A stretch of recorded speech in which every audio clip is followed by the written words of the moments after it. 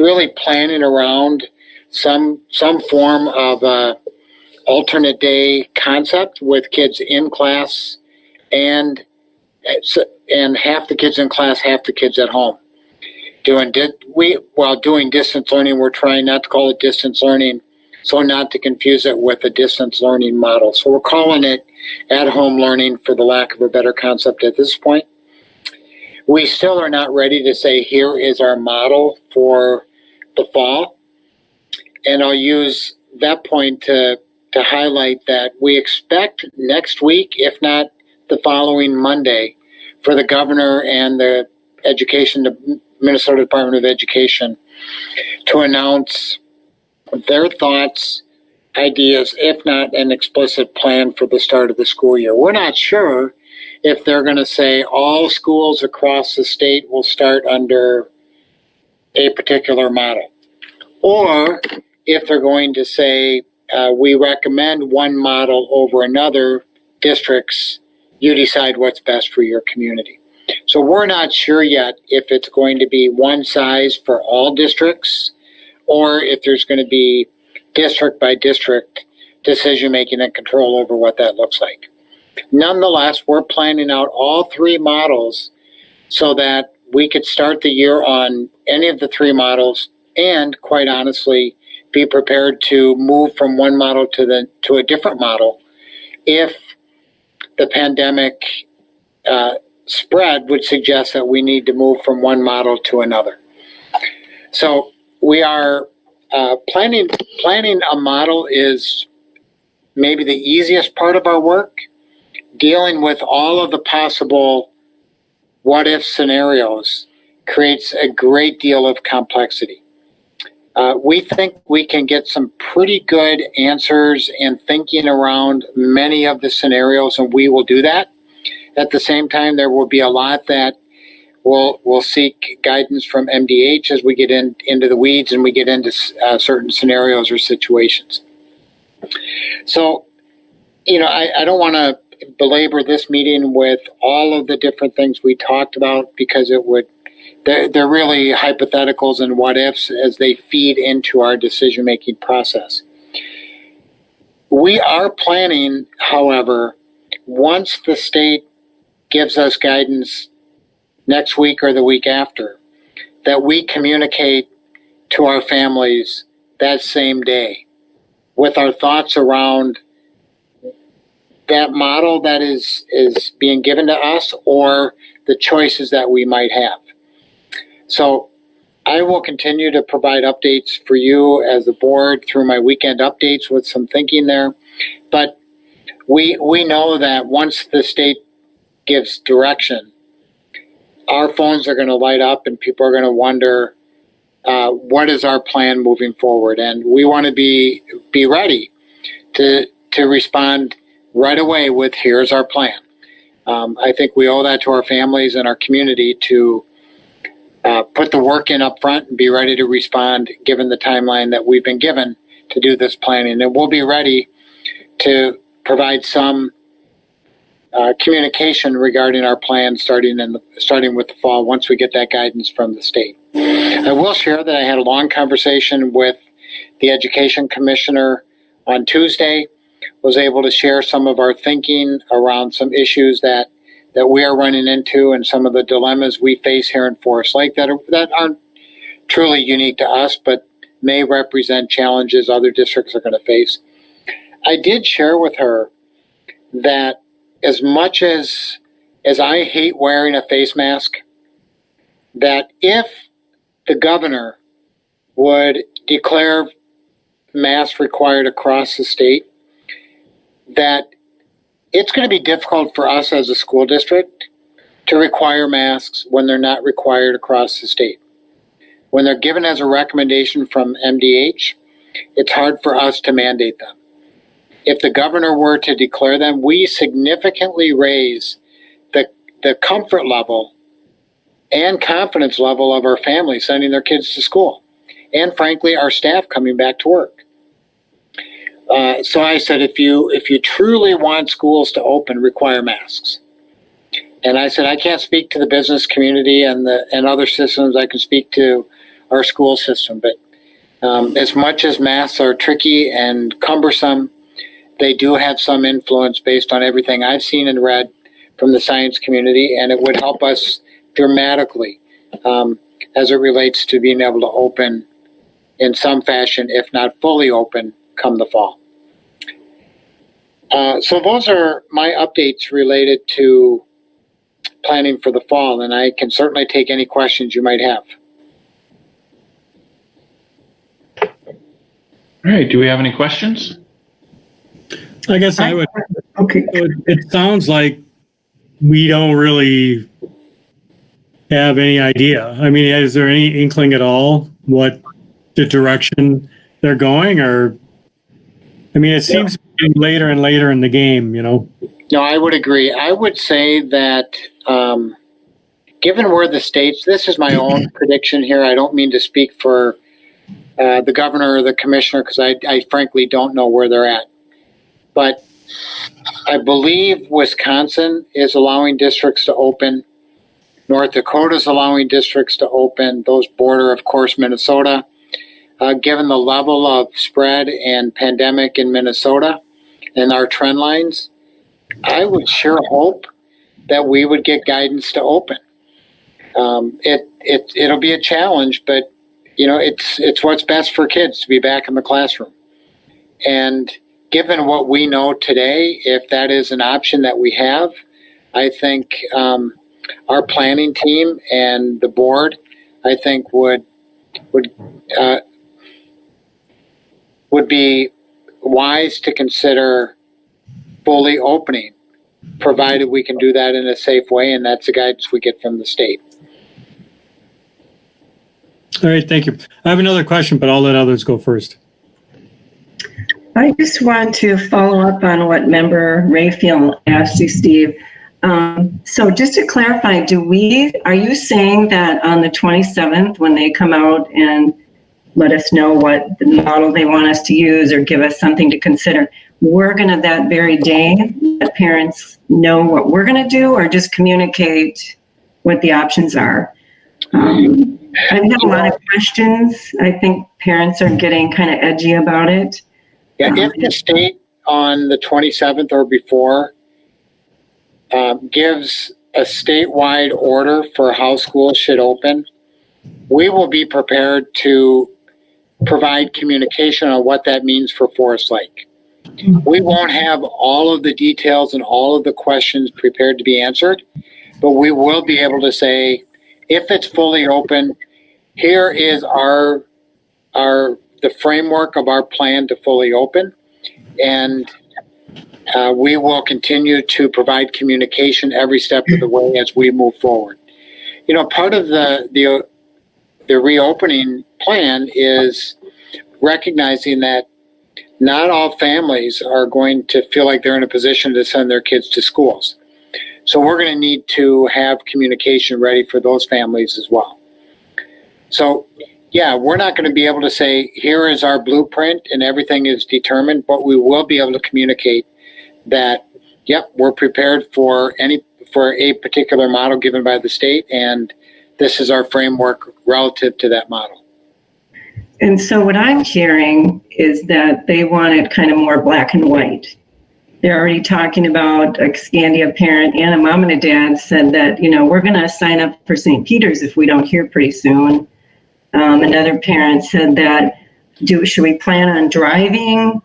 So they just have all these questions going on, and it's kind of like they want to know. And I know that they know that time is looming, that the state is going to let the school districts know. So there's a lot of edginess and anxiety, I think, building up for parents that I know and parents I've talked to at the Y. And so, yeah, I would agree. You know, part of the challenge with St. Pete's is the diocese has ordered all their schools open.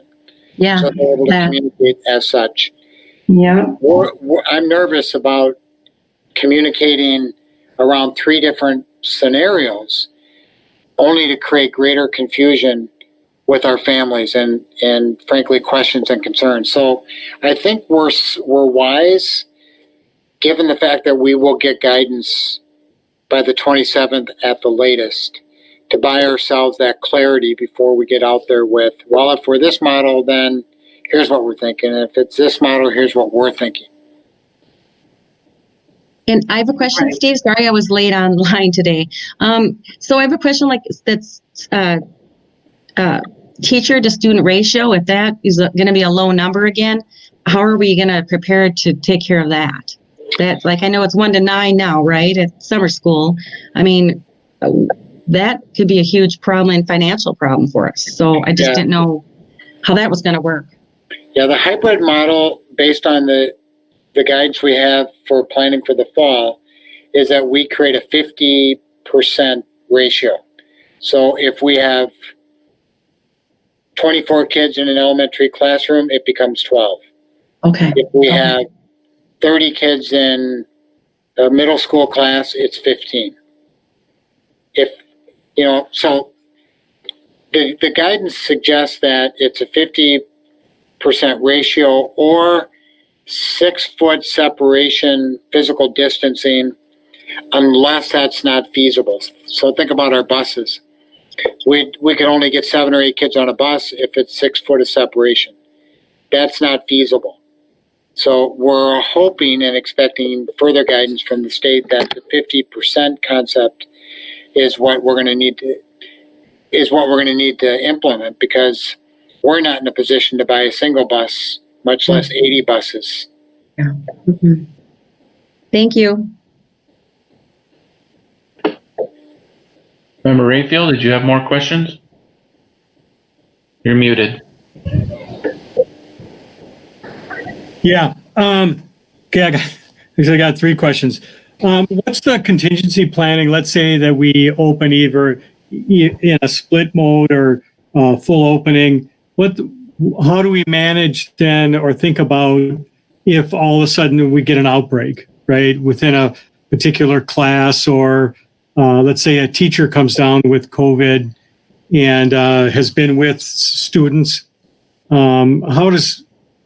How do we have kind of a contingency plan for what happens then? Yeah, super good question. We talked about that in our planning meeting today. The Department of Health, Minnesota Department of Health, has recently published a school matrix, a matrix for schools to use in the event that a teacher tests positive, or a student in a classroom tests positive, or a family member of a student tests positive. All those different scenarios are played out on a matrix that then provides guidance on what you do for how long the teacher or the student or the students in a classroom would need to be quarantined or out of school. Okay. Do we feel like that, if we go with a model, that we're going to have it for both the upper grades and the lower grades, or is there thought behind having a different, working differently with upper grades and lower grades? You know what I mean? I do. And at this point, our thinking would be to open under one model. But then if we have an outbreak, say at an elementary school or at the high school, perhaps that system might go on to a different model. We just are of the belief that even for upper level kids, where online learning is more effective, that in-person learning is still better than complete online learning. So we're of the mindset that having kids in front of teachers as much as possible is the best way to go. But the level of spread and outbreak might determine that we have different schools or different levels on different plans at some point during the school year. Okay. And I think it's a more equitable approach too. I think that the offline learning is very effective if you have all the tools necessary. But if you don't, and if you don't have parents that are able to kind of watch over you, make sure you're doing your work, it's not, I think worry that some kids will fall behind. So another question I have is about staff response. I think, as I look through Facebook, a lot of my friends who are teachers, not in our district, but just people that I know, they kind of feel like, opening schools is kind of putting them in front of the barrel of a gun, or you see that sentiment. Have you heard from staff at all? And, how can we ensure that they feel like, that coming back into the classroom is going to be safe and they're going to feel safe, and that, that we're really watching out for them? The fleet president, Joe Hall, is on our planning committee. He's communicated weekly following our meetings with teachers, carrying that message forward. I've shared some of that messaging as well. Once we know the model, we'll definitely be able to communicate with staff on what measures are in place to account for their safety, which is just as critical as it is for the safety of our students. We know that there's a great deal of concern for our staff, whether they drive our bus or provide meals or work in the health office or the classroom, that there is concern. And I think that speaks to my point around face masks as one of the measures around protection and safety. But we know that that's a concern. And in addition to that, we have staff that have legitimate medical concerns about returning to work. And there's been a lot of conversation with our teams around how do we support that and account for staff that may not be able to return due to medical conditions. Okay. And I just have one more question, and I'll be done. I apologize for monopolizing the meeting, but have you heard any talk about any changes to, funding for schools was determined a year and a half ago, but circumstances have changed radically. Have you heard any talk about, any changes in the money coming in? The state did receive monies through the CARES Act and the governor's emergency education funds that he has. Aside from that, we are not expecting additional revenue from the state. So if there's federal money that can be allocated to schools, which was the case from the spring, then we could expect some dollars that way. But I don't believe that we're not expecting additional revenues from the state. Okay. All right. Thank you. So I have one quick question, John. I should have asked it before, but I didn't want to. Steve, one quick question. With our busing, do we expect that we'll incur any extra costs or anything with that? At this point, we are planning to run buses as we would if we were fully open. If we go to a hybrid model, we run the same routes and we pick up half the kids. So we are not planning additional buses or additional routes, and working within the number of buses and drivers that we have to account for the bus routes that we would have in a typical year. So no, we're not expecting additional costs from transportation. Perfect. And then are we continuing to bus all of the charters and St. Peter's and the ones that are in our district? And do we have any concerns, or did anything come up about kind of mixing those groups in because they're, totally different communities? And is there any concern there at all? I'm just curious. I can understand the question, but I think the state rules around providing transportation for charter schools and private schools in a district are going to hold true. So we're expecting that we would continue to provide that transportation. Thank you. So I want to follow up on Member Raphael's questions or comments. I just have a concern, I guess, about going back to the teachers. If, let's say, a teacher says, I don't feel comfortable doing this, I feel like I'm at risk, what are our options with that particular employee? Yeah, we will certainly follow guidance from CDC and the employment rules and American with Disabilities Act around that. There's some pretty good supporting document there on how we proceed. Essentially, we would require doctors' verification of workability. And it's not an option of I want to come to work or I don't want to come to work. It's can I based on my medical condition or can't I?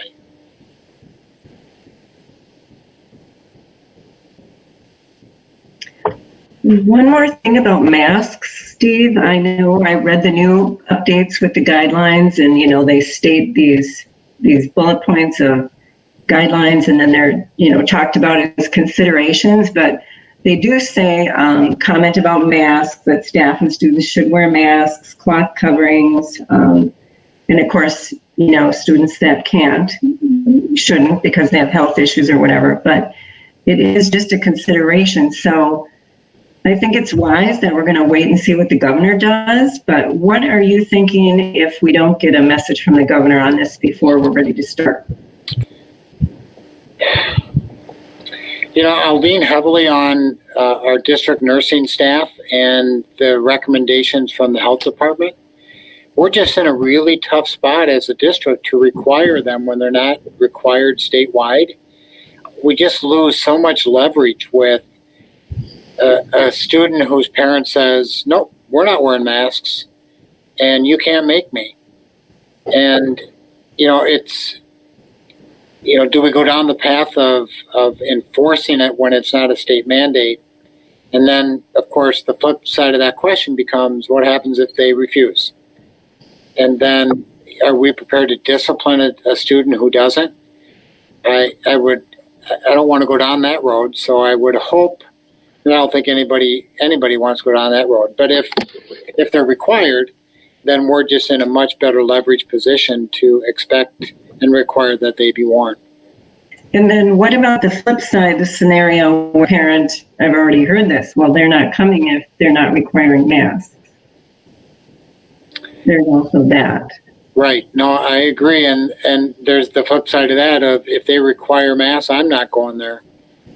So it's kind of all over the map. Masks have become kind of the political ball here, and unfortunately.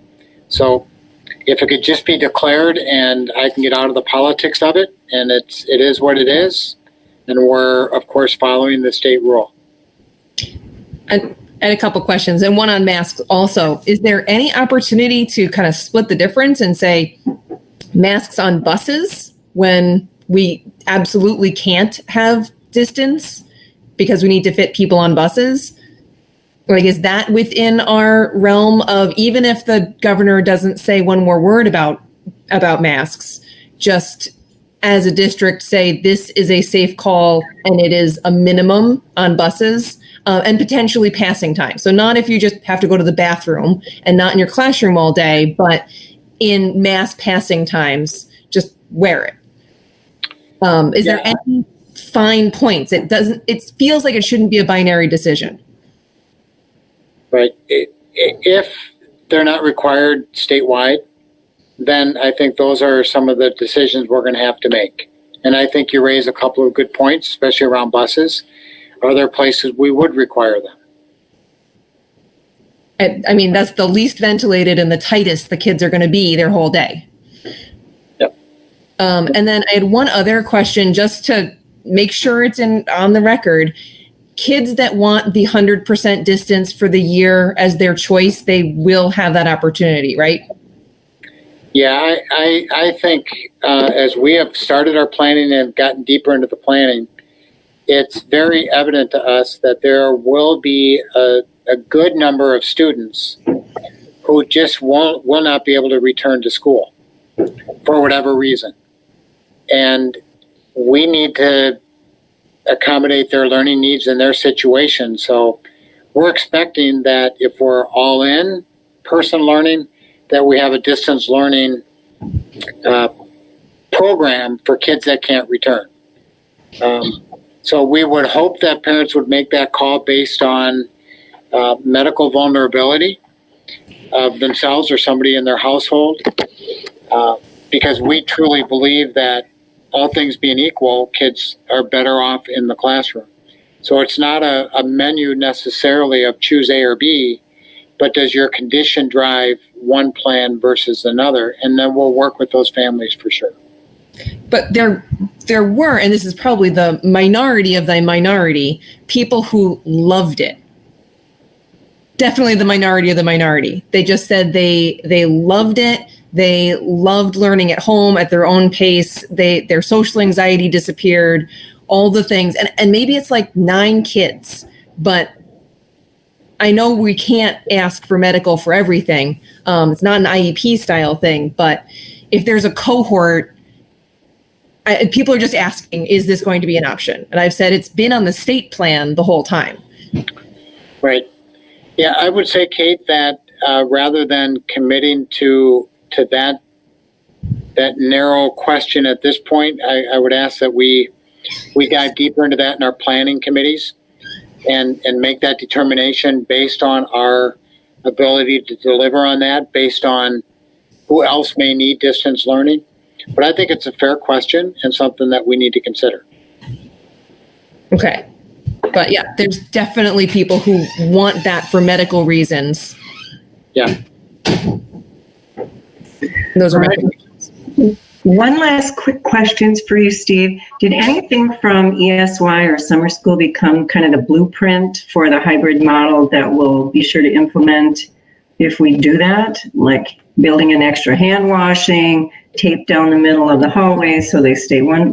I'm not sure if we did some of those things that are in the guidelines, but did anything kind of cement and become the blueprint for what we'll do going forward?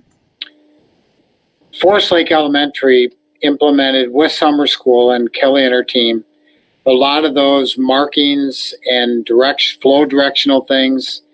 Those were extremely helpful, and we'll definitely learn from those pieces and continue to play those out in all of our schools.